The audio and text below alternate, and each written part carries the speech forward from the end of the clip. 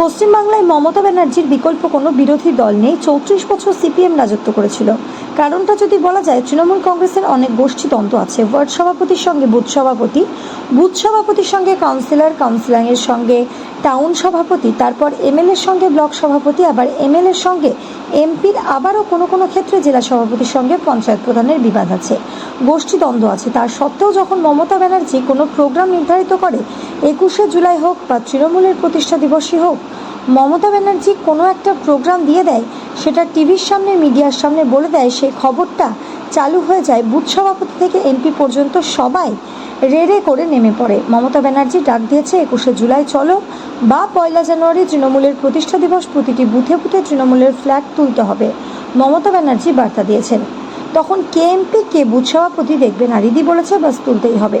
তখনই প্রচার করতে হবে কে বুথ সভাপতি কে এমপি, তা ভাবার সময় নেই। সকলে মিলে একসঙ্গে কাজ করতে হবে, কারণ দিদি বার্তা দিয়েছেন।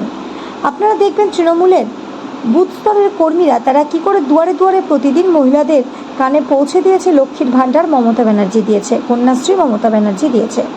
আপনারা যদি কোনো রক্ত দরকার হয়, হাসপাতালের বুথ স্তরের কোনো তৃণমূল কর্মীর কাছে আসেন, সঙ্গে সঙ্গে রক্তের জন্য ফোনটা করবে, যেটা সিপিএম করতে পারেনি। সিপিএমের কাছে কোনো রক্ত আনতে গেলে বলে আপনার এর কাছ থেকে চিঠি নিয়ে আসুন, অথবা আপনার রোগী যেখানেই থাকুন না কেন আপনাকে পাঠাবে কারো কাছে চিঠি আনতে। এলসিএসের কাছ থেকে লিখিয়ে নিয়ে আসো এটা করতে। রোগী প্রপার তৃণমূলের আমলে কেউ তা পারুক বা না পারুক, তারা সঙ্গে সঙ্গে তৎক্ষণাৎ ফোন করে রক্তের ব্যবস্থাটা করে দেয়। মানুষ দেখছে। এই জন্যই আজকে ঘরে ঘরে এতটাই আওয়াজ, তৃণমূল আছে বলেই, মমতা ব্যানার্জি আছে বলেই কাজটা হয়ে গেল। আর বিজেপি যখন তাদের নেতা নরেন্দ্র মোদী বা অমিত শাহ আছে গুজরাটি ভাষায়, তখন সেই গুজরাটি ভাষাটা বাংলার মানুষ বুঝতে অসুবিধা হয়। সেই তৃণমূল কংগ্রেস কাউন্টার করে বলে তাদের ভাষার সমস্যা, তারা বাংলা বোঝে না, বাংলার নামে অপসংস্কৃতি করছে।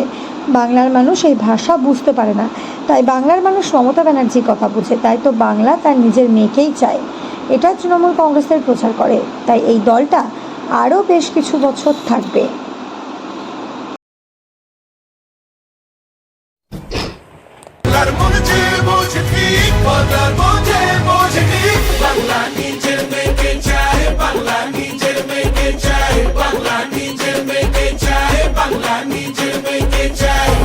আগামীর দিন দিচ্ছে ডাক, মেয়ের কাছে বাংলা থাক।